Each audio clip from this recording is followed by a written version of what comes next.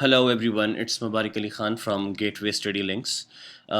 This particular lesson is a masterclass on IELTS. Today we will learn about IELTS, that what is it basically, and what's the test format for IELTS, test modules for IELTS, what makes us your first choice, and the registration. And before I go on, I would recommend all of you to pay good attention, as well as wheresoever you feel that it's getting boring somewhere, you see study is boring quite often.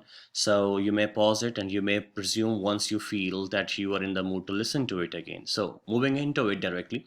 What is IELTS? Designed to assess the English language ability of people who intend to study or work where English is the language of communication. IELTS is basically international English language testing system, and which assesses the knowledge of the non-native speakers about the language that either they can best fit into the society in which they're trying to go, for example, to work or study somewhere in any of the foreign countries where English is the language of communication.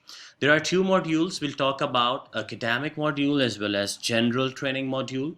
IELTS test result, basically it is valid for 2 years. For example, if you have applied in 2020 in your IELTS and you're getting your certificate in 2020, let's say in April.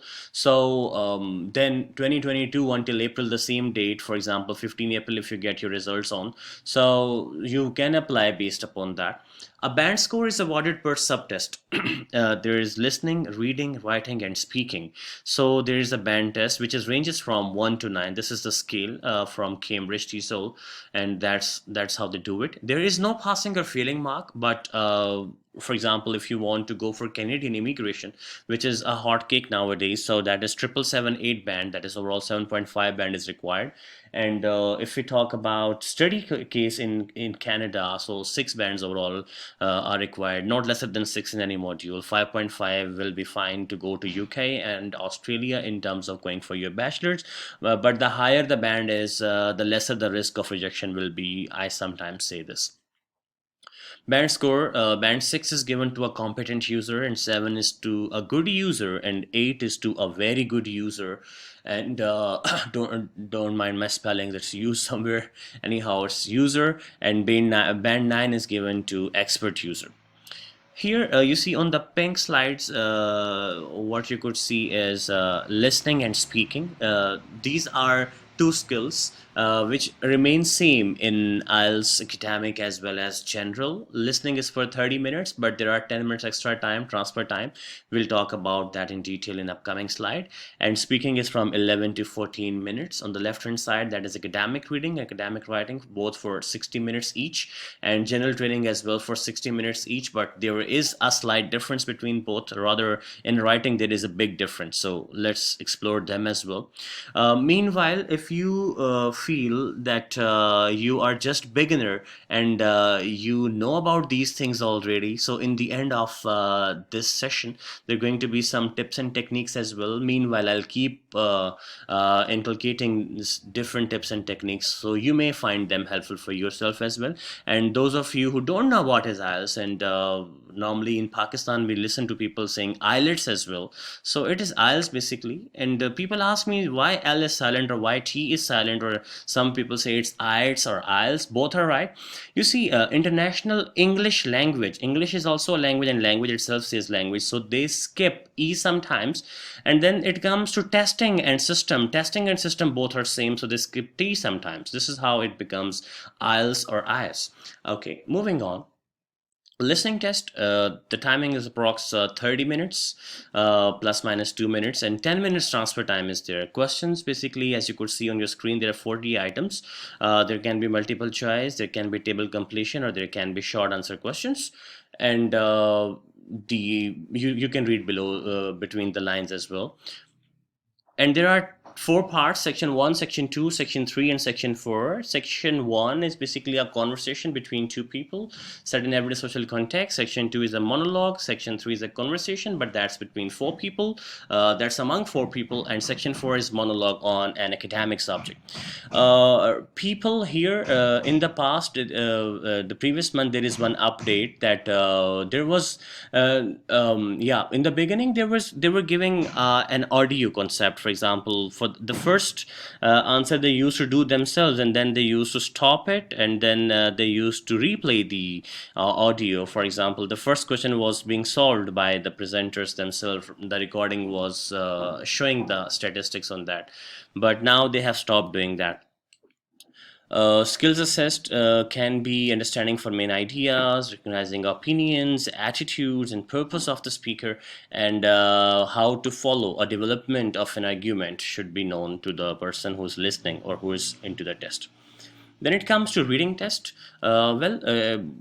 in Pakistan, reading test is one of the toughest tests to be known because we are not that good at reading, and we hardly read the comments quite often. If that is not longer than 3 to 4 lines, when it extends, then even then we don't read the comments as well. So reading is tough because we're not habitual of that. And someone said that's Bacon.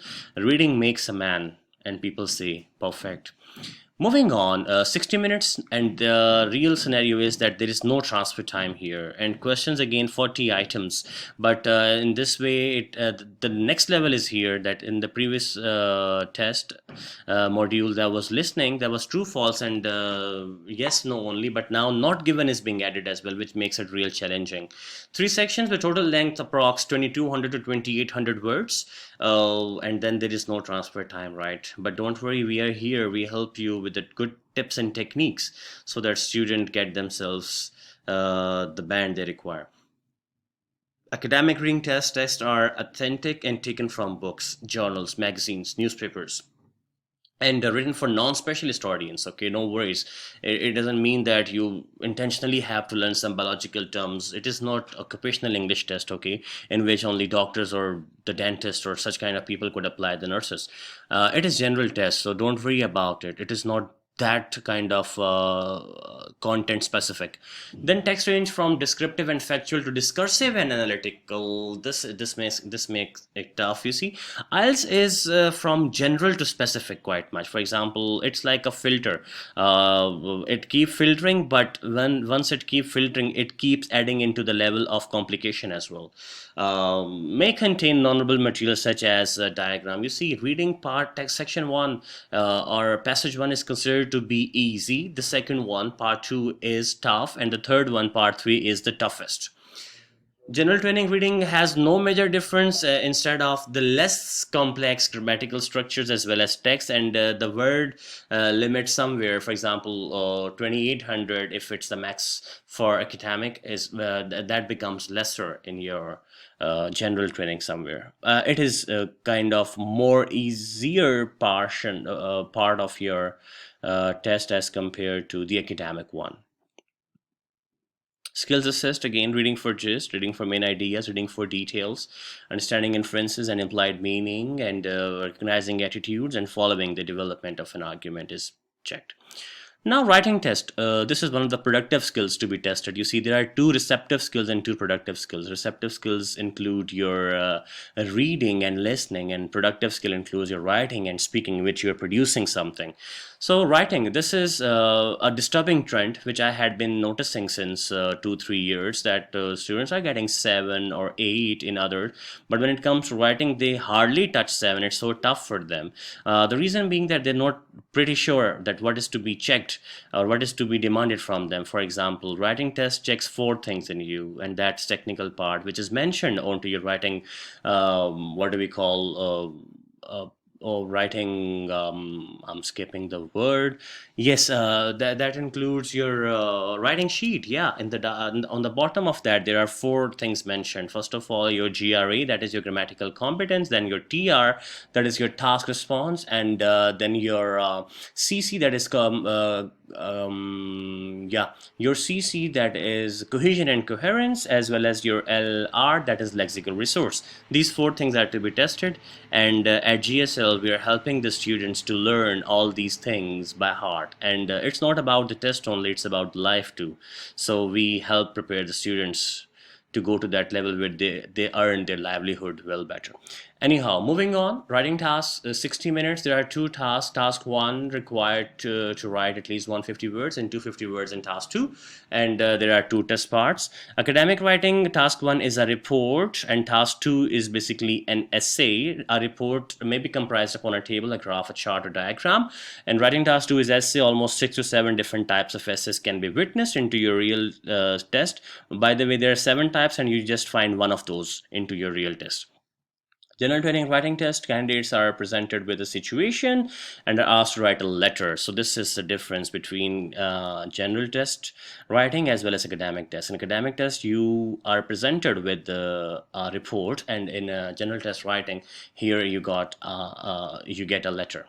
And task two, write an essay in response to a point of view, argument, or problem. The essay can be slightly more personal in style than academic. Okay, this is the difference between the both. That it can be more personal. Okay, overall, there is a scenario that general test is considered to be a little easier than the academic test, and certainly you see the guys have to cope up with different things as compared to the students who are going to universities and have to deal with the creepy assignments and the presentations and the lecturers. Things are tough, I know. Go on, writing test, skills assessed, your content, your organization of ideas, your accuracy, your vocabulary and grammar. And the four things which I mentioned previously are above all these.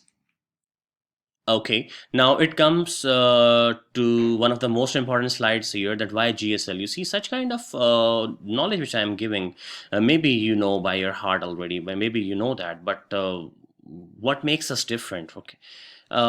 We are not quacks, you see. At GSL, every individual who is here to teach, an instructor, whosoever is there at GSL, is MPhil linguistic faculty. I myself double MA MPhil linguistics, okay. And a highly equipped language lab we got. There's scarcity of language labs in Pakistan, I know. So we are providing well equipped language labs. There's mock test and professionally designed e-notes as well. We have designed our own e-notes. There are notes as well as in hard as well as soft copies, and mock tests are to be conducted every Saturday. Okay, and we give real life real test scenario to you into that. And then more than 1,000 placement options all over the globe. We are consultants as well, people.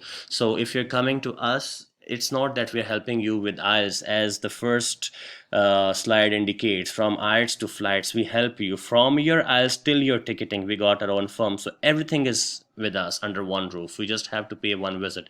If you want to talk to me personally, so my contact is 0344 555 and if you want to talk to our consultants over there, our office contact is 051-873-1234, or the official cell number is 0331-873-1234. Moving on then, what makes us more different? Free consultation from top-notch student counselors, and partially and fully funded programs on scholarships. We have, for example, if you want to go to Norway, if you want to go to Italy, if you want to go to Germany, you see education is free there. We guys help you with that.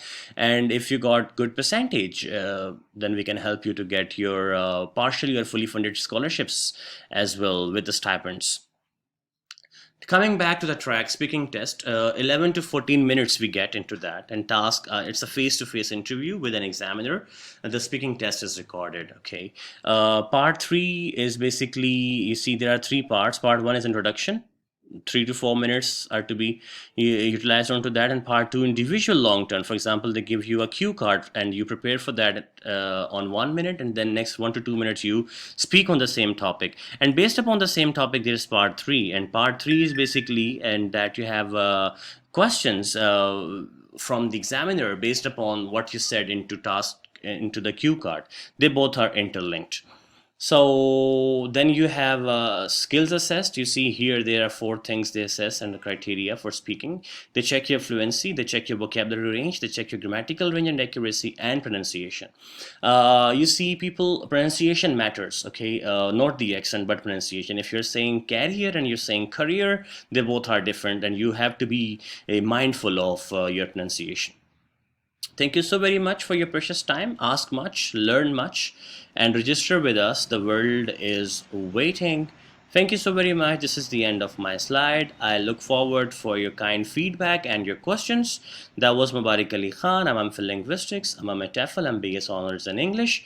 I'm serving in NUML as well as in Foundation, and I'm into Air Headquarters in the morning time, particularly in O levels. And thank you so very much for listening. Grateful. Bye bye.